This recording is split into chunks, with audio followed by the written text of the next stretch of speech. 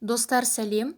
Сегодня мы с вами будем практиковать переводить с русского языка на казахский язык. Это очень хорошая практика. Я советую вам взять ручку и бумагу и написать свой перевод на бумаге.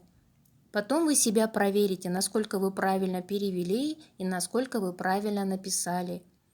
А также хочу сказать всем, подписывайтесь на мой канал, чтобы я дальше для вас могла снимать уроки.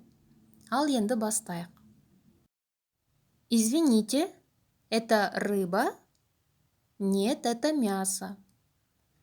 Я сделаю немного паузу. Вы подумайте, переведите. Если вам этой паузы мало, можете остановить видео, потом продолжить. Извините, это рыба?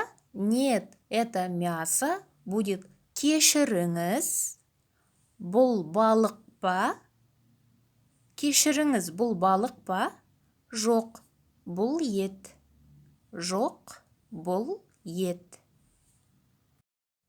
А это рис? Нет, это салат, овощи и лук. А это рис?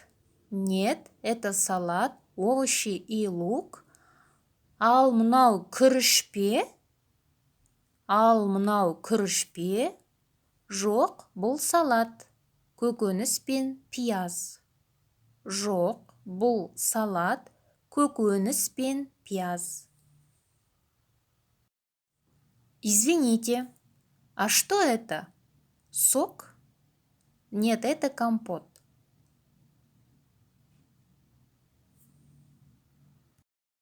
Извините, а что это? Сок? Нет, это компот. Кешіріңіз, ал мынау не? Шырын ба? Кешіріңіз, ал мынау не?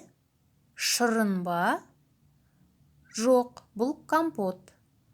Жоқ, бұл компот. А что это? Сахар? Нет, это творог. А что это? Сахар? Нет, это творог. Ал бұл не? Қант па? Ал бұл не? Қант па? Жоқ, бұл ірімшік. Жоқ, бұл ірімшік. Скажите, а это рис? Да, это рис. Дайте, пожалуйста.